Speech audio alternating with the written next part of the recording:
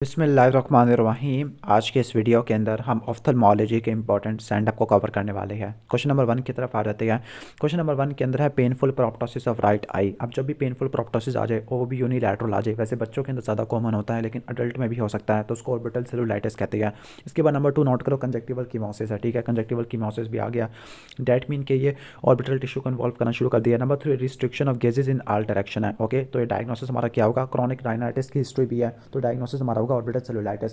अब जो orbital cellulitis होता है, ठीक है, तो ऑर्बिटल सेलुलाइटिस ये साइनस डिजीज़ की वजह से हो सकता है, मोस्ट कॉमन खासतौर पर एथमॉइड साइनस की डिजीज़ की वजह से हो सकता है। ठीक है, इसके अलावा infection from the sinuses, teeth face या पेनिट्रेटिंग इंजरी या फिर सेप्टिक ऑपरेशन, पैनऑप्थल्माइटिस, सेप्टिसीमिया की वजह से आपको देखने को मिल सकता है। अब इसके क्लिनिकल फीचर के अंदर आपने जो बात नोट करनी है, नंबर 1 यूनिलैटरल प्रोप्टोसिस होता है। नंबर 2 आपने नोट करना होता है कि एक्स्ट्राओकुलर मूवमेंट रिस्ट्रिक्टेड होती है, पेनफुल आपको देखने को मिलती है। नंबर 3 कंजक्टिवल कीमोसिस बता दिया। आईलिड का स्वेलिंग एडीमा देखने को मिलेगा। अभी आईलिड का स्वेलिंग एडीमा तो आपको प्रीसेप्टर सेलुलाइटिस में भी देखने को मिलता है। तो 4 चीज़ें आपने 5 चीज़ें पढ़नी है जो कि ऑर्बिटल सेलुलाइटिस के लिए स्पेसिफिक होती है। नंबर 1 आपने चीज़ पढ़नी है कि जो प्रोप्टोसिस होती है या आरएपीडी है या फिर ऑर्बिटल इन्वॉल्वमेंट है या ओकुलर मोटिलिटी है, ठीक है, विजुअल एक्यूटी है या फिर कलर विजन है, ये सारी खराब होती है ऑर्बिटल सेलुलाइटिस के अंदर। तो ऑर्बिटल सेलुलाइटिस का डायग्नोसिस हमारा हो जाएगा। बाकी डिफरेंशियल डायग्नोसिस पूछे ऑर्बिटल सेलुलाइटिस का, तो आपने बताना है कि metastatic disease, idiopathic orbital inflammatory disease. Okay, इसके अलावा और क्या क्या चीज़ हो सकती है?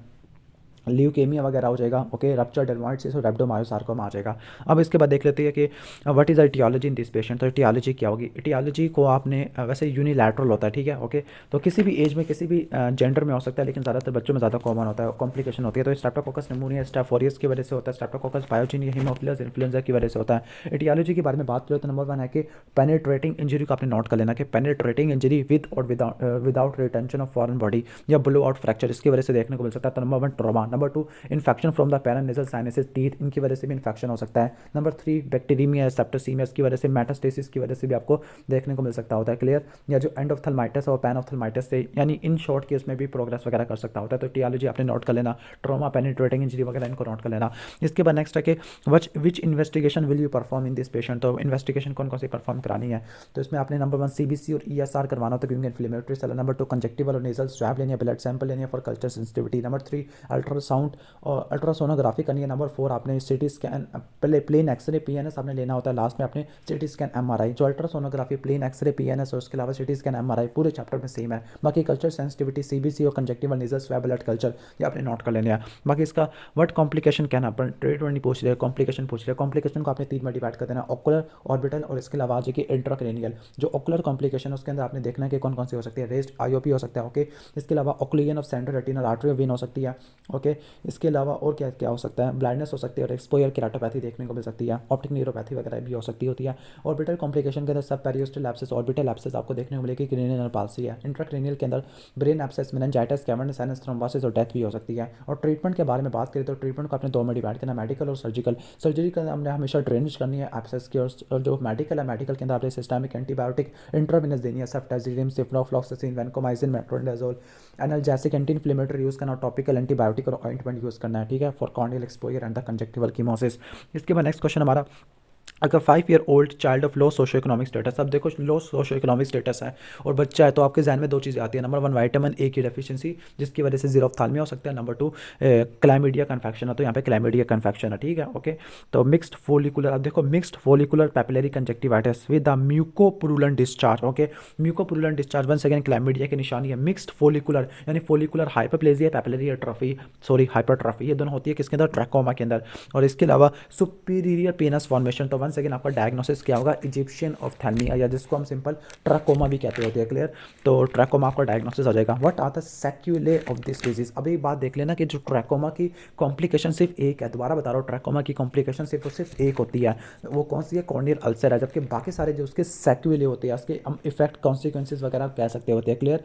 तो वो क्या क्या आपको चीज़ें देखने को मिलती है? लाइक आईलिड के अंदर आपको क्या देखने को मिलेगा? आईलिड के अंदर आपको डिस्टिकियासिस देखने को मिलेगा, टॉसिस देखने को मिल सकता है, एंट्रोपियान देखने को मिल सकता है, ट्रकियासिस वगैरह आपको देखने को मिल सकता है। है। कंजक्टिवा के अंदर आपको dry eye keratoconjunctivitis sicca हो सकता है due to destruction of goblet cell. यहाँ पे कॉर्निया के अंदर आपको वैस्कुलराइजेशन और पैसिफिकेशन वगैरह देखने को मिल सकती है। क्लियर, तो ये आपने नोट कर लेना है। ओके, तो ट्रैकोमा को क्या बोलते हैं, इजिप्शियन ऑफ्थेल्मिया बोलते हैं, ए बी बी और सी की वजह से होता है। ठीक है, तो ये बात नोट कर लेनी है। बाकी इसके अंदर दो आपने क्लासिफिकेशन भी पढ़नी है, एक होती है हमारी मैककेलन क्लासिफिकेशन और दूसरा फिस्टू है। फिस्टू वाली WHO वाली है जिसमें फॉलिकल इन्फ्लेमेशन और ये सारी आपको अपर टार्सल कंजक्टिवा में अपने नोट करना है। जबकि जो मैककेलन क्लासिफिकेशन है उसमें सब क्लिनिकल टिपिकल ट्रैकोमाटा स्कारिंग और स्टेज ऑफ सेक्वेल अंदर कॉम्प्लिकेशन आ जाएगा। क्लियर, अब व्हाट आर द सेक्वेल है तो ऑलरेडी मैं एक्सप्लेन कर चुका हूं। ओके, ट्रिकियासिस वगैरह। बाकी कॉर्नियल अल्सर भी हो सकता है, कॉर्नियल पैसिफिकेशन भी हो सकती है, जीरोसिस भी हो सकता है due to destruction of goblet cell, tylosis, tarsus या ब्लाइंडनेस, ये सब चीज़ें हो सकती है। बाकी how will you treat, okay, तो ट्रीटमेंट को आपने दो में डिवाइड करते हैं, मेडिकल और सर्जिकल। ठीक है, ओके, मेडिकल और सर्जिकल ट्रीटमेंट के बाद आपने प्रोफाइलैक्सिस भी लिख देना। अच्छा, मेडिकल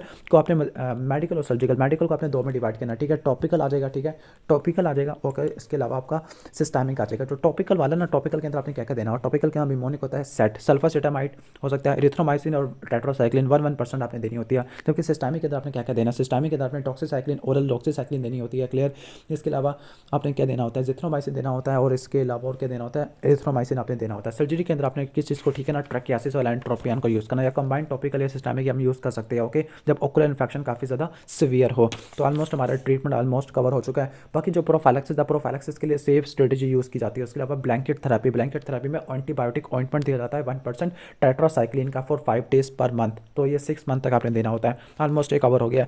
इसके बाद नेक्स्ट क्वेश्चन की तरफ चलते हैं। नेक्स्ट क्वेश्चन है, elderly lady had develop maculopapular rashes. Number 1 elderly है, ठीक है, बूढ़े लोगों में रिलेटिवली ज़्यादा कॉमन होता है। कौन सा इन्फेक्शन, हर्पीज जोस्टर का, क्योंकि इम्यूनिटी थोड़ी सप्रेस हुई होती है, मैं भी स्टेरॉइड भी यूज़ कर रहे हो। ठीक है, मैक्यूलोपैपुलर पोस्ट्यूलर इरप्शन आपको देखने को मिल रही है फोर हेड के ऊपर, अपर आईलिड के ऊपर और tip of nose. Tip of nose यहाँ पे एक रूल फॉलो होगा, उसको बोलते हैं हचिंसन रूल। ओके, तो हचिंसन रूल को रट्टा मार लेना, यहाँ पे फॉलो होगा। ओके, तो हमारा डायग्नोसिस क्या होगा, हर्पीज जोस्टर ऑफ्थेल्मेटिकस है। ठीक है, हर्पीज जोस्टर ऑफ्थेल्मेटिकस ये आपने नोट कर लेना। और यहाँ पे रूल कौन सा फॉलो होगा, हचिंसन रूल। हचिंसन रूल ये कहता है कि जो ऑकुलर इन्वॉल्वमेंट होती है हमेशा वेजिकल्स की इरप्शन के साथ होती है। जो वेजिकल इरप्शन होती है on the skin of tip of the knows, क्योंकि जो नेजोसिलियरी ब्रांच होती है टिप ऑफ द नोज को सप्लाई करती है, तो वहाँ पे भी आपको वेजिकल देखने को मिलेगा। तो हर्पीज जोस्टर ऑफ्थेल्मेटिकस हमारा डायग्नोसिस हो जाएगा। बाकी वो चीज़ें देख लो, टिप ऑफ द नोज है फॉर लास्ट 2 वीक्स है। ओके, लिड की स्वेलिंग भी है, कंजक्टिवा रेड है, फोटोफोबिया है, वीएन कम हुई पड़ी है with no improvement with a pin hole. No improvement pin hole का मतलब है कि कोई रिफ्रैक्टिव एरर यहाँ पे मौजूद नहीं है। तो डायग्नोसिस हमारा क्या होगा, हर्पीज जोस्टर ऑफ्थेल्मेटिकस आपका आ जाएगा। ठीक है, ओके, तो ये आपका आ जाएगा। तो हचिंसन रूल तो आपने नोट कर लिया। बाकी स्किन का एजेंस चीज़ें वगैरह देखने को मिल सकता है। अच्छा, यहाँ पे इसके आपको 4 चीज़ें देखने को मिलेगी स्लिट लैम्प एग्जामिनेशन के अंदर। ओके, ये मैं आपको ओकुलर मैनिफेस्टेशन बता रहा हूँ कॉर्निया के अंदर। तो कॉर्निया के अंदर आपको 4 चीज़ें देखने को मिलेगी। नंबर 1 है कि सुपरफिशियल पंक्चुएट केराटाइटिस आपको देखने को मिलेगा। नंबर 2 आपका देखने को मिलेगा, ओके, डिस्क की फॉर्म केराटाइटिस। जो सुपरफिशियल पंक्चुएट केराटाइटिस आपको उसमें भी देखने को मिलता है, कि इसमें हर्पीस सिंप्लेक्स वाले में, जिसको हम सिंपल क्या बोलते हैं, डेंड्रेटिक अल्सर वाला। तो डेंड्रेटिक अल्सर उसके अंदर सुपरफिशियल पंक्चुएट केराटाइटिस और डिस्क की फॉर्म भी था। बाकी उसके अंदर डेंड्रेटिक अल्सर और कॉन्फ्लुएंट अल्सर, इसके अंदर सुपरफिशियल पंक्चुएट केराटाइटिस के साथ ओके कोर्स सब एपिथेलियल पंक्चुएट केराटाइटिस, नोम्यूलर केराटाइटिस और डिस्क की फॉर्म केराटाइटिस ये आपको देखने को मिलता होता है। क्लियर, तो ऑलमोस्ट ये तो हो जाएगा हमारा। तो बाकी ये तो ओकुलर मैनिफेस्टेशन। तो सिंपल जो स्किन के अंदर मैक्यूलोपैपुलर रैशेस आती है, फिर वो वेजिकल्स के अंदर कन्वर्ट हो जाती है, एडीमा टेंडनस आपको देखने को मिलेगी। ठीक है, rashes is accompanied by peri orbital oedema और पोस्ट हेपेटिक न्यूरैल्जी भी आपको देखने को मिलता है। ओकुलर साइन के अंदर acute epithelial keratitis, dendritic ulcer, आगे माइक्रोडेंड्राइटिक अल्सर, न्यूमुलर केराटाइटिस। ओके, ठीक है, इसके अलावा कोर्स एपिथेलियल, तो आपने इनको तो रट्टा मार लेना। बाकी इसके अलावा एक्यूट फॉलिकुलर कंजक्टिवाइटिस वाला हो सकता है due to associated with vesicle on the eyelid margin है। एपिसेक्लेराइटिस हो सकता है, सेकेंडरी ग्लोकोमा और एंटीरियर यूवाइटिस से आपने नोट कर लेने हैं। बाकी ट्रीटमेंट की तरफ आ जाते हैं। ट्रीटमेंट पूछ रहा है इसका, ट्रीटमेंट तो ट्रीटमेंट के अंदर आपने क्या क्या चीज़ें नोट करनी है, क्योंकि ये वायरस की वजह से, तो आपने एंटीवायरल यूज़ करनी है, खासतौर पर ओरल एंटीवायरल एसाइक्लोविर, फैमसिक्लोविर, वेलसाइक्लोविर। इसके अलावा इंट्रावेनस एसाइक्लोविर आपने यूज़ करनी होती है। और इसके अलावा आपने ASI को रट्टा मार लेना है। ओके, ASI तो एस एंटीवायरल आ जाएगा। ओके, SS सिस्टमिक एनाल्जेसिक और एंटीबायोटिक आपने यूज़ करनी है। एंटीबायोटिक सेकेंडरी इन्फेक्शन के लिए, एनाल्जेसिक पेन को रिलीव करने के लिए। जो टॉपिकल है, टॉपिकल का निमोनिक होता है, स्टीरॉइड आपने यूज़ करनी है। ओके, इसके अलावा एंटीवायरल यूज़ करना है, cycloplegic atropine 1% for relief of pain due to corneal involvement. और इसके अलावा एंटी ग्लोकोमा ड्रग भी यूज़ करनी है जब इंट्राओकुलर प्रेशर ज़्यादा हो जाए ड्यू टू सेकेंडरी ग्लोकोमा, क्योंकि सेकेंडरी ग्लोकोमा भी आपको देखने को मिल सकता होता है। क्लियर, बाकी इसकी कॉम्प्लिकेशन क्या होती है, कॉम्प्लिकेशन में आइरिडोसाइक्लाइटिस आ जाएगा, स्क्लेराइटिस आ जाएगा, जो कि डिस्क की फॉर्म केराटाइटिस की वजह से हो सकता है। सेकेंडरी ग्लोकोमा हो जाएगा ड्यू टू ट्रैबिकुलाइटिस है। 3rd, 6th और 7th नर्व की पाल्सी और ऑप्टिक न्यूराइटिस हो सकता है। एक्सपोयर केराटाइटिस हो सकता है। पोस्ट हाइपेटिक न्यूरैल्जिया हो सकता है। एक्यूट रेटिनल न्यूरोसिस आपको, नेक्रोसिस आपको देखने को मिल सकती है। नेक्स्ट क्वेश्चन की तरफ चलते हैं। नेक्स्ट हमारा है okay A mother brings a 6 month old child complaining of right white pupil since birth. Okay, तो इन शॉर्ट इसका क्या है, लिकोकोरिया, कैट आई रिफ्लेक्स, कैट आई एमायोरोटिक रिफ्लेक्स है। तो what is a differential diagnosis? Differential diagnosis का निमोनिक रट्टा मान लो ट्रेस है, ट्रेस। ओके, टी से टॉक्सिक है, ग्रैनुलोमा आपको नोट करना है, आर से रेटिनोब्लास्टोमा, रेट्रोलेंटल फाइब्रोप्लेजिया आ जाएगा, ए से आपका anterior persistent primary hyperplastic vitreous आ जाएगा, ठीक है। और सी से कॉर्ड डिजीज और कंजेनिटल कैटरेक्ट, और ई से क्या देखने को मिलेगा, एंडोप्थेल्माइटिस वगैरह देखने को मिलेगा, ठीक है। How will you investigate? Okay, तो राइट वाइट पीपल है, okay, since birth. Most probably ये डायग्नोसिस का क्या होगा, कॉन्जेनिटल कैटरैक्ट वाला होगा, ठीक है, कॉन्जेनिटल कैटरैक्ट। तो आपने कैसे डायग्नोस वगैरह आगे इन्वेस्टिगेशन आपने कैसे करनी होती है, ठीक है, वहाँ पे कॉन्जेनिटल कैटरैक्ट वाली आपने सारी लिख देनी है। ओके, लाइक कॉन्जेनिटल कैटरैक्ट के अंदर हम क्या क्या करते होते हैं, लाइक हमने ओकुलर असेसमेंट करनी है कि आपने डेंसिटी और मॉर्फोलॉजी और कैटरैक्ट को आपने देखना है, ठीक है। पार्शियल कैटरैक्ट के अंदर फंडस एग्जामिनेशन या रेटिनोस्कोपी करनी है। अगर टोटल कैटरैक्ट है तो 20 स्कैन यूज़ करना है, क्योंकि आपको ज़्यादा तो नज़र आ नहीं रहा होगा। तो अगर सिंपल पार्शियल है तो रेटिनोस्कोपी और फंडस से काम चल जाएगा। बाकी ए स्कैन यूज़ करेगा एक्सियल लेंथ को देखने के लिए, इंट्राओकुलर प्रेशर आपने मेजर करना होता है। यूरिन एनालिसिस करनी है, यूरिन एनालिसिस, सीरम बायोकेमिस्ट्री और सीरोलॉजिकल टेस्ट आपने परफॉर्म करना है। यूरिन एनालिसिस के अंदर रिड्यूसिंग सब्सटेंस को देखना, सीरम बायोकेमिस्ट्री में आपने fasting blood glucose, calcium, phosphorus को, ग्लैक्टोकाइनेस को देखना होता है। सीरोलॉजिकल टेस्ट में टॉर्च को देखना। ट्रीटमेंट के तरह आपने दो चीज़ों में डिवाइड करना, लेंस एस्पायरेशन और लेंसेक्टमी है। जो लेंस एस्पायरेशन होता है जनरल एनेस्थीसिया देना, कॉर्निया सेक्लेरेंस, एंटीरियर कैप्सुलोटमी या कैप्सुलोरेक्सिस भी कहते हैं। Aspiration and irrigation of soft lens matter करना है। फिर पोस्टीरियर कैप्सुलोटमी करनी है कि कैप्सुलोरेक्सिस करनी है with limited interior vitrectomy. Intraocular lens implant करना है पोस्टीरियर चैम्बर के अंदर, ठीक है। अब जो आई वाले होते हैं हमेशा अपने 2 साल से ऊपर वाले को देनी है। बाकी लेंसेक्टमी करनी है, लेंसेक्टमी पार्ट्स ब्लेंडनेस के थ्रू करोगे। इसमें आप इंटायर लेंस को निकाल दोगे with interior vitreous, okay, interior vitreous को भी निकाल दोगे। बाकी पोस्ट ऑपरेटिव कॉम्प्लिकेशन के अंदर पोस्टीरियर कैप्सूल की ओपेसिफिकेशन, उसको आपने रोकने के लिए क्या करोगे, एंटीवाईजी लेजर यूज़ करोगे। स्कैंड्री मेम्ब्रेन बन सकती है, इसको भी आप एंटीवाईजी लेजर यूज़ करोगे, स्कैंड्री ग्लोकोमा हो सकता है। बाकी वियर रिहेबिलिटेशन में spectacled, contact lens, intraocular lens implantation ये आपकी देखने को मिल सकती होती है। क्लियर। नेक्स्ट क्वेश्चन की तरफ चलते हैं। नेक्स्ट हमारा कि right painful red I, number 1 right painful red I, number 2 growth reduction of vision, number 3 I read और पेनफुल है विद एडिमाटस कॉर्निया, ओके, एडिमाटस। और लास्ट में है कि जो आई स्टोनी हार्ड है, stony hard on the digital tonometer with shallow interior chamber and the dilated sluggish, okay, reacting people. तो सब चीज़ें इंडिकेट कर रही होती है ये कौन सा डायग्नोसिस हमारा, एक्यूट कंजेस्टिव ग्लोकोमा, ठीक है, एक्यूट कंजेस्टिव ग्लोकोमा। तो इसमें आपने क्या क्या चीज़ें नोट करनी है कि स्टोनी हार्ड है, complain of right painful red eye, के नज़र कुछ नहीं आ रहा, विजुअल एक्यूटी कम हुई है, स्टोनी हार्ड है, इंट्राओकुलर प्रेशर देखो काफ़ी बड़ा हुआ है, okay, dilated sluggish reactive people. तो ये सब चीज़ें इंडिकेट करती है कि हमारा एक्यूट कंजेस्टिव ग्लोकोमा ये एक इमरजेंसी है। तो आपने क्या करना है, वट अदर क्लिनिकल टेस्ट, उसका फिर सर्जिकल ट्रीटमेंट वाला पूछेगा, ठीक है, ओके। वैसे जो स्टोनी हार्ड होती है ना, स्टोनी हार्ड वो आपको देखने को मिलती होती है किसके अंदर, टिपिकली आपको देखने को मिलती है एब्सोल्यूट ग्लोकोमा में देखने को मिलती है। क्लियर, एब्सोल्यूट ग्लोकोमा में। तो आई थिंक इसका जो असल में जो डायग्नोसिस बनता है वो एब्सोल्यूट ग्लोकोमा है, ओके, जो कि एंड स्टेज होती है एंगल क्लोयर ग्लोकोमा की, क्योंकि इसमें विजुअल एक्यूटी भी आपको कम देखने को मिल रही है, नो परसेप्शन ऑफ लाइट तक पहुंच जाएगी विजुअल एक्यूटी, ओके। बाकी what other clinical test are required to confirm. तो क्लिनिकल टेस्ट के अंदर आपने क्या करना है कि आपने फंडोस्कोपी जिसमें ऑप्टिक एट्रोफी देखने को मिलेगा, इंटीरियर चैम्बर शैलो है, ओके, आपने इंट्राओकुलर प्रेशर को देखना जो कि काफ़ी ज़्यादा आपको ज़्यादा देखने को मिलेगा, ठीक है। तो ये आपके टेस्ट आ जाएगा, ओके। जबकि हमारा जो वो वाला होता है ना हमारा एक्यूट एंगल क्लोयर ग्लोकोमा, इसके अंदर आपने क्या कौन से आपने रेस्ट आईओपी को देखना है, नंबर 2 आपने हेजीनेस ऑफ कॉर्निया देखनी होती है, नंबर 3 विजुअल एक्यूटी कम होती है, नंबर 4 शैलो इंटीरियर चैम्बर होता है, नंबर 5 पीपल वर्टिकली ओवल होता है, सेमी डायलेटेड होता है, फिक्स्ड और अनरिस्पॉन्सिव होता है to the light, optic disc का हाइपरीमिया देखने को मिलेगा। लास्ट में आपको गोनियोस्कोपी के अंदर एंगल क्लोज देखने को मिलेगा। क्लियर, जो ये तो चीज़ें आ जाएगी। बाकी इसके बाद है कि what are the surgical treatment है, ठीक है, सर्जिकल ट्रीटमेंट इसमें आपको क्या देखने को मिलेगा। तो सर्जरी के अंदर आपने क्या नोट करना है, ओके। अच्छा, यहाँ पे जो डायग्नोसिस है ना, अगर आप एब्सोल्यूट उसके हिसाब से बना के चलोगे ना, तो यहाँ पे जो सर्जरी आएगी, ओके, तो सर्जरी के अंदर आपने ई न्यूक्लिएशन ऑफ आई बार, जबकि अगर पेन काफ़ी ज़्यादा सीवियर हो, फिल्ट्रेशन ऑपरेशन लाइक ट्रैम्बिकुलेक्टमी विद मेटोमेसन सी, और लास्ट में डायोड लेजर एब्लेशन है, ठीक है। और क्रायोथेरेपी वगैरह भी कर सकते होते हैं। और पेन को रिलीव करने के लिए रिट्रोबल्बल अल्कोहल इंजेक्शन या एंटी ग्लोकोमा ड्रग, लेकिन एंटी ग्लोकोमा ड्रग इतनी सफिशिएंट नहीं होते, तो साइक्लोथेरेपी, डायोड लेजर एब्लेशन या आपने यूज़ करनी होती है। बाकी हम उसकी बात करें तो उसके अंदर सर्जरी के अंदर आपने क्या क्या पढ़ना होता है, ठीक है। और उसमें आपने लेजर आइरिडोटमी पढ़नी है और ट्राबी कोलेक्टमी वगैरह पढ़नी है, ओके, लेजर आइरिडोटमी और ट्राबी कोलेक्टमी वगैरह आपने पढ़ना होता है। क्लियर। इसके बाद नेक्स्ट क्वेश्चन की तरफ चलते हैं। नेक्स्ट है हमारा क्वेश्चन नंबर 6 की तरफ आ जाते हैं। तो क्वेश्चन नंबर 6 है कि डायबिटिक है, अंडरवेंट कैटरेक्ट सर्जरी। देखो कैटरेक्ट सर्जरी के बाद आपको क्या देखने को मिलेगा, एंडोफ्थल्माइटिस आपको देखने को मिलता है, ठीक है। देखो फर्स्ट पोस्ट ऑपरेटिव डे, तो उसमें सीवियर पेन, रेडिनेस है, इसके अलावा आपको क्या देखने को मिलेगा, हाइपोपियन देखने को मिलता है, विजुअल एक्यूटी, हैंड मूवमेंट है, इसके अलावा पुअर फंडल ग्लो यानी रेड रिफ्लेक्स नजर नहीं आ रहा बी स्कैन में। तो आपका डायग्नोसिस क्या होगा, डायग्नोसिस हमारा क्या होगा, एंडोफ्थल्माइटिस हो जाएगा, ठीक है। इसके बाद क्या पूछ रहा है, इसके बाद के कॉजेटिव एजेंट वगैरह पूछ रहा है। तो कॉजेटिव एजेंट क्या होते हैं, बैक्टीरिया और फंजाई आपको आपको दोनों देखने को मिल सकते हैं। क्लियर, ठीक है। बाकी मैं और कंफर्मेशन करके बता दूँ उसके अच्छा पहले हम मेरे पास ट्रीटमेंट बता दूँ। ट्रीटमेंट में आपने इंट्रावेटल एंटीबायोटिक देनी, लाइक सेफ्टाजिडिन, वैनकोमाइसिन, अर्मिकैसिन आपने देना होता है। एंटीरियर सबटीन और एंटीबायोटिक इंजेक्शन देने हैं। टॉपिकल थेरेपी वगैरह देनी है। टॉपिकल में वैनकोमाइसिन है, सेफ्टाजिडिन आ जाती है, स्टीरॉयड आ जाएगा। सिस्टमिक एंटीबायोटिक लास्ट में पार्ट्स लाना, वेक्ट्रेक्टमी। उसकी कॉम्प्लिकेशन के तौर पर cellulitis, complete loss of vision और पैनऑप्थल्माइटिस वगैरह आपको देखने को मिल सकता होता है। क्लियर, तो ये आपने नोट कर लेना। बाकी अगर हम बात करें इसके कॉजेटिव एजेंट की, तो let me verify from the Jogi कि जोगी के अंदर इसके बारे में क्या बात लिखी हुई है।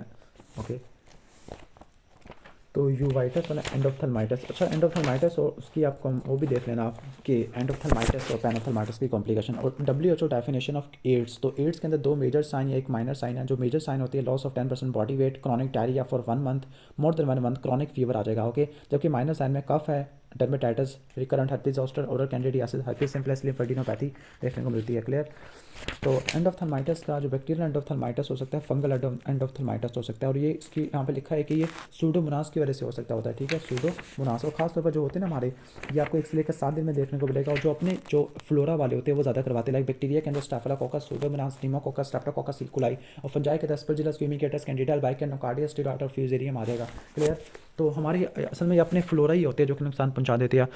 आगे पॉजिटिव हो गया, right a short note on cotton wool spot, RAPD, astigmatism और रेटिनोब्लास्टोमा, इनके पास शॉर्ट नोट लिखना होता है। ओके, तो शॉर्ट नोट बना देती है। कॉटन वूल स्पॉट आपको देखने को मिलते हैं डायबिटिक रेटिनोपैथी में देखने को मिलते हैं। इनको आप सॉफ्ट एक्सुडेट भी कहते होते हैं। इन नर्व फाइबर लेयर का जो होते हैं ना, नर्व फाइबर लेयर का इन्फेक्शन होता है resulting from the occlusion of pre capillary artery. तो प्री कैपिलरी आर्टरियल ओक्लूजन की वजह से नर्व फाइबर लेयर का इन्फेक्शन होता है, तो उसको हम क्या बोलते होते हैं, हम कॉटन वूल स्पॉट कहते होते हैं। ओके, यस, इसमें क्या होता है, इसमें आपको स्वेलिंग देखने को मिलती है नर्व फाइबर, जिसकी वजह से व्हाइटिश फ्लफी अपीयरेंस होती है विद इनडिस्टिंक्ट मार्जिन आपको देखने को मिलेगा। क्लियर, और इसके अलावा यहाँ पे आपको इंट्रा रेटिनल माइक्रोवास्कुलर एब्नॉर्मैलिटी भी देखने को मिलती है, IRMA भी आपको देखने को मिलेगा इससे एसोसिएटेड, क्योंकि ये भी प्री प्रोलिफरेटिव में होता है। बाकी RAPD की तरफ आ जाते हैं, रिलेटिव एफरेंट प्यूपिलरी डिफेक्ट। इसको देखने के लिए स्विगिंग फ्लैश लाइट टेस्ट करते हैं। एस्टिग्मेटिज्म ये भी आप लिख लोगे।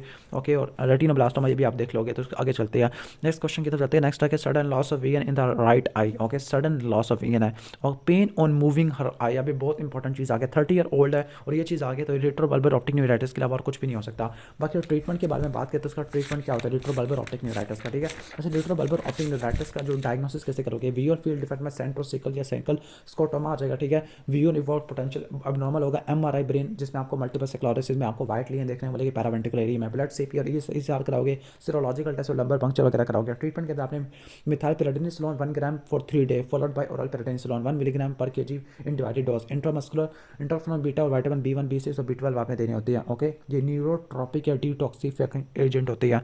इसके बाद लास्ट क्वेश्चन हमारा 6/36 की विजन है राइट में और लेफ्ट में यहाँ है विजन है 30 prism dioptre inward deviation for distance which increases to the 45 dioptre for the near. Okay, अब देखो 45 तक बढ़ गई है फॉर नियर। ओके, यानी करीब आने पे बढ़ रही है। दैट मीन्स कि यहाँ पे क्या है, okay, correction of +5 dioptre in both I improve the squint. Okay, in short ये पूरा बताया हुआ है कि हाइपरोपिया की वजह से क्या देखने को मिलेगा आपको, वो रिफ्रैक्टिव एरर की वजह से आपको रिफ्रैक्टिव एकोमोडेटिव इजोट्रोपी देखने को मिलेगा। तो डायग्नोसिस हमारा क्या, रिफ्रैक्टिव एकोमोडेटिव इजोट्रोपी आ जाएगा। क्लियर, बाकी है कि enumerate the 4 way to assess the patient. तो 4 ways to assess the patient आपको ऑलरेडी पता है कि आपने सबसे पहले हिस्ट्री लेनी है कि age of onset, history of acute illness, head injury, family history या प्रीवियस ट्रीटमेंट। फिर विजुअल एक्यूटी को असेस करना होता है, एक्स्ट्रा ओकुलर मसल को चेक करना होता है, साइक्लोप्लेजिक रिफ्रैक्शन करनी है, बाइनोकुलर सिंगल विजन को चेक करना है, फंडस एग्जामिनेशन करनी होती है, AC/A रेशियो मालूम करना है, एंगल ऑफ डेविएशन को मालूम करना है। उसका 4 तरीके हो जाएंगे। Number 1 Hirschberg corneal reflection test, number 2 prism bar cover test आ जाएगा, नंबर 3 क्रेम्स्की कॉर्नियल, लास्ट में साइनेप्टा 4 आपको देखने को मिलेगा। ताकि give the 3 basic step of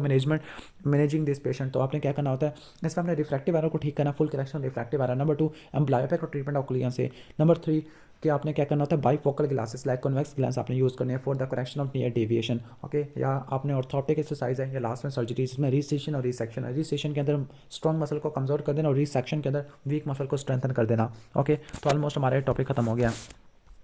okay, तो बाकी हम यहाँ पे आ जाते हैं एक इलामा इकबाल मेडिकल कॉलेज, इसके भी स्टैंडअप वगैरह को देख लेते हैं। ओके,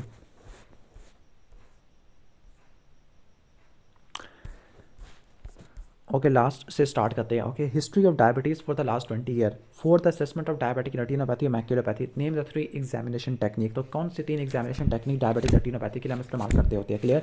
तो आपने नोट करना है कि नंबर 1 फंडस एग्जामिनेशन के लिए direct ophthalmoscopy, indirect ophthalmoscopy, slit lamp examination with the contact and the non contact lens. इसके अलावा एफएफए से अब्लिकिनस एरिया, नॉन परफिन एरिया देखने को मिलेगा और न्यू वास्कुलराइजेशन, और लास्ट में ऑप्टिकल कॉर्नियस टोमोग्राफी, फंडस फोटोग्राफी, अल्ट्रासोनोग्राफ और इसके अलावा अल्ट्रासाउंड, बायो माइक्रोस्कोपी भी कर सकते होते हैं। बाकी इन्वेस्टिगेशन में blood sugar level, urine, renal function test, lipid profile और ग्लाइकोसाइलेटेड हीमोग्लोबिन, ये आपने नोट कर लेना है।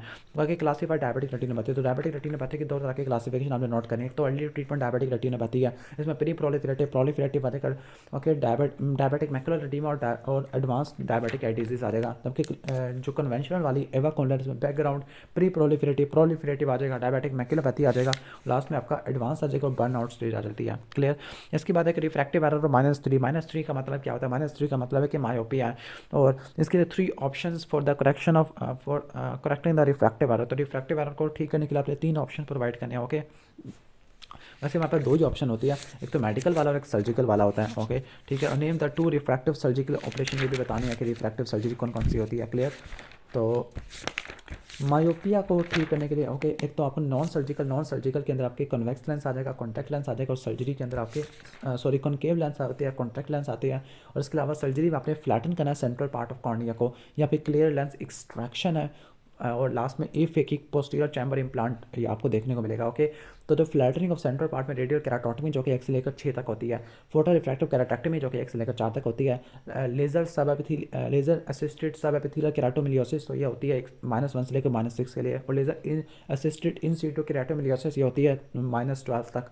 और इसमें यह होता है कि पोस्ट ऑपरेटिव पेन नहीं होता, रैपिड वी और रिहेबिलिटेशन होती है। लास्ट में क्लियर लेंस एक्सट्रैक्शन, ये 20 से ज़्यादा की होती है, लाइक -16 से लेकर -26 तक। और फेकिक के अंदर क्या होगा, ये -3 से लेकर -20 तक आपको देखने को मिलेगी।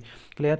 इसके बाद नेक्स्ट हमारा कि enlargement of hand, feet and coarseness of facial feature है। ओके, इन शॉर्ट की पिट्यूटरी एडिनोमा दिया हुआ है, पिट्यूटरी एडिनोमा जो कि बाइटेम्पोरल हेमिनोपिया करा देगा। कैसे इन्वेस्टिगेट करोगे आप? ठीक है, इसको देखने के लिए आप सीटी स्कैन वगैरह कहते हो, हिस्ट्री वगैरह लेते होती है। ओके, नोजिया वॉमिटिंग वाली हिस्ट्री होती है, स्पेस ऑक्यूपाइंग लीजन वाली आपको चीज़ें। इन शॉर्ट इसकी बिल्कुल वही इन्वेस्टिगेशन है जो आपने किसके अंदर पढ़नी है, जो आपने पढ़नी होती है पेपेज एडिमा वाले टॉपिक में, क्योंकि यहाँ पे भी स्पेस ऑक्यूपाइंग लीजन है। ठीक है, तो इनकी इन्वेस्टिगेशन बिल्कुल वैसी ही है। लाइक क्या क्या आप लिख सकते हो इन्वेस्टिगेशन के अंदर?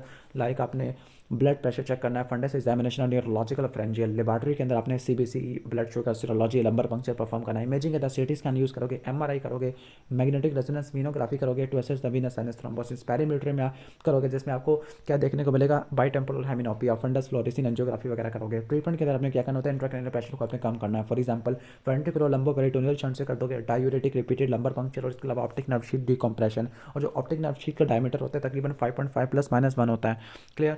इसके बाद नेक्स्ट है कि मोटर मैकेनिक है, accidentally spilled sulphuric acid from the car battery, तो उसकी आँख के अंदर सल्फ्यूरिक एसिड वगैरह चला गया, तो what should be the treatment? उसके अलावा क्या कॉम्प्लिकेशन हो सकती है अगर आपने ट्रीटमेंट को डिले कर दिया? तो 2 इंपॉर्टेंट कॉम्प्लिकेशन, तो कॉर्नियल परफोरेशन हो गया, दूसरा आपने सिम्प्लाफ्रॉन हो गया। ठीक है, इनको प्रिवेंट कैसे करोगे ये भी आपको मैं बताता हूँ, और उनकी ग्रेडिंग कैसे करोगे ये भी आपको मैं बताता हूँ। ओके, सबसे पहले आपने क्या करना होता है, सबसे पहले ये आपने कोई हिस्ट्री वगैरह उसकी मैनेजमेंट के अंदर, ये वाइड डिजीज है जिसकी मैनेजमेंट के अंदर आपने हिस्ट्री एग्जामिनेशन वगैरह नहीं करना होता, बल्कि आपने ट्रीटमेंट शुरू कर देना है। सबसे पहले आपने इरिगेशन करनी है। इरिगेशन कैसे करोगे? आइसोटोनिक सोल्यूशन लोगे सलाइन का, न्यूट्रल पीएच का, सलाइन का या रिंग लैक्टेट का, और यह तकरीबन आधे घंटे तक करते रहोगे। और जो हमारे पार्टिकल्स होते हैं उनको आप रिमूव करोगे फोर्सेप्स से, डबल इवर्जन ऑफ लेट से। Number 1 isolation, number 1 irrigation, number 2 डिब्राइटमेंट आ जाएगा। डिब्राइटमेंट की तरह आपने जो एरिया जल गया है नेक्रोटिक उसको आपने रिमूव कर देना है। नंबर 3 आ जाएगा आपकी मेडिकेशन आ जाएगा। क्लियर।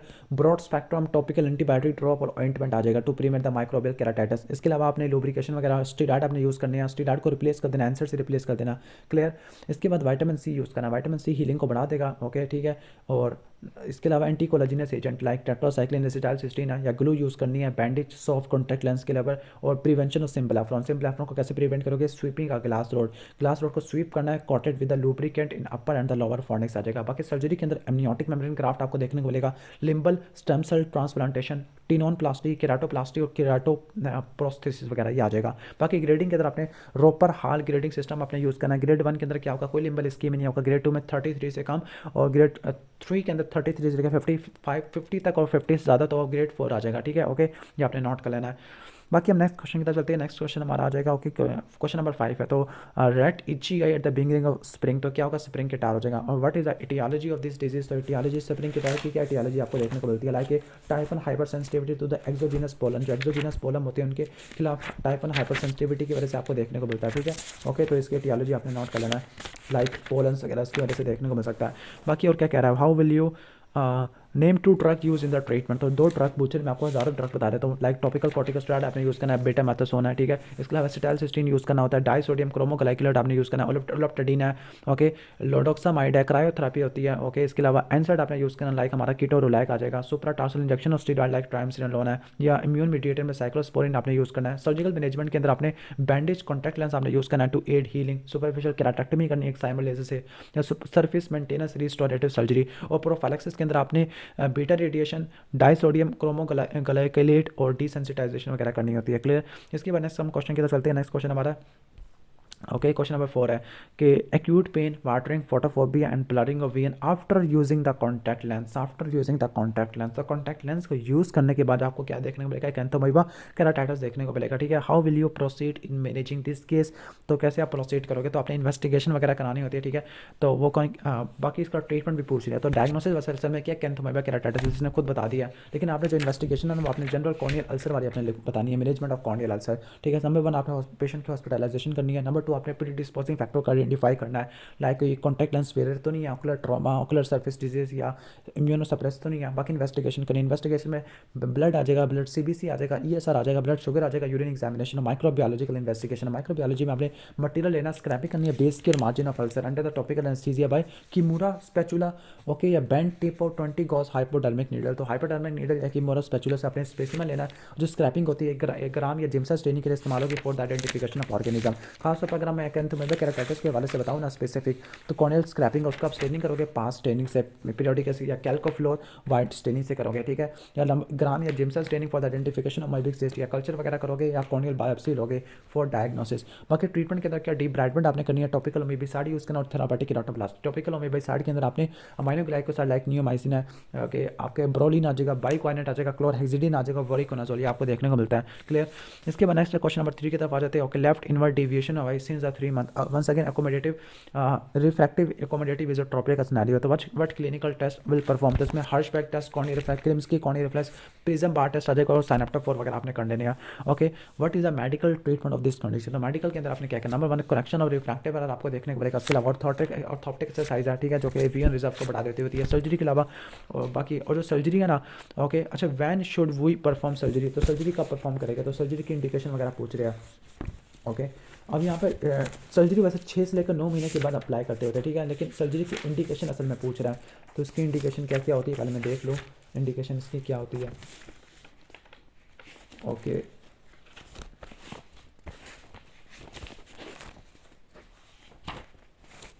ओके तो इसकी इंडिकेशन के अंदर नंबर 1 है कि स्क्विंट अगर मोर देन 10 डिग्री है, 10 डिग्री का है ओके, और ये ठीक नहीं हो पा रहा, या फिर constant deviation more than 20 prism dioptre की है okay in the convergent squint, या डाइवर्जेंट स्क्विंट के अंदर 25 को नोट कर लेना प्रिज्म डायोप्टर, या वर्टिकल स्क्विंट, तो वर्टिकल स्क्विंट कन्वर्जेंट और डाइवर्जेंट, कन्वर्जेंट के अंदर 20 ओके, डाइवर्जेंट के अंदर 25 और 10 आपको देखने को मिलेगा, वर्टिकल के अंदर 20, 25 और 10, इसको नोट कर लेना, ये आपकी इंडिकेशन आ जाएगा। बाकी सर्जरी के अंदर आपने क्या करना होता है कि आपने वीकनिंग करनी है, स्ट्रेंथनिंग करनी है, या फिर आपने डायरेक्शन को चेंज कर देना है मसल की ओके। इसके बाद क्वेश्चन नंबर 2 की तरफ आ जाते हैं कि sudden painful loss of vision है, rainbow halos around the light, तो एक्यूट कंजेस्टिव ग्लोकोमा का सिनेरियो है ओके। आईओपी ज़्यादा what clinical sign should be observe to reach, मैं ऑलरेडी एक्सप्लेन कर चुका है, इसमें हमने आईओपी देखना होता है, गोनियोस्कोपी में एंकल का आपको देखने को मिलेगा, ऑप्टिटिस की कपी देखने को मिलेगी, पीपल वर्टिकली ओवल होता है, मिड डायलेटेड देखने को मिलेगा। What is the medical and the surgical treatment, तो मेडिकल के अंदर आपने क्या क्या नोट करना, मेडिकल के अंदर आपने पहले तो आपने इसके कुछ हेडिंग्स बनानी होती है कि आपने एक्यूट अटैक को मैनेज करना है, या फिर क्रोनिक अटैक को, या फिर आपने प्रोफाइलैक्सिस करनी होती है दूसरी आई के लिए भी, ठीक है ओके।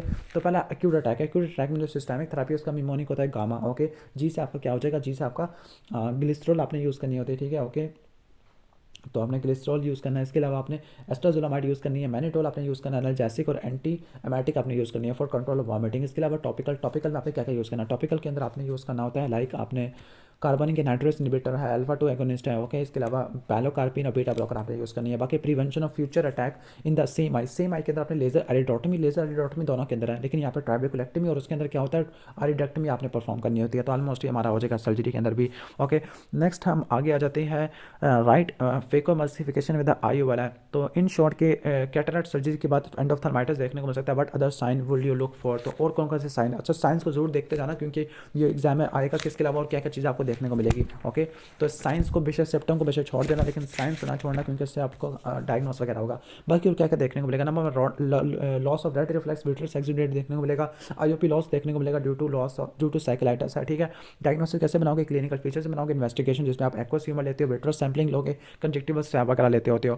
बाकी हाउ विल यू मैनेज, तो इसमें intermediate antibiotic anterior subtenon injection आ जाएगा, सिस्टमिक एंटीबायोटिक टॉपिकल थेरेपी वगैरह वेनकोमाइसिन सेफ्टाजिडिम साइक्लोप्लेजिक है, और पार्ट्स प्लानर ट्रैक्ट में कॉम्प्लिकेशन है तो ऑर्बिटल सेलुलाइटिस पैनऑप्थल्माइटिस और complete loss of vision, no perception of light.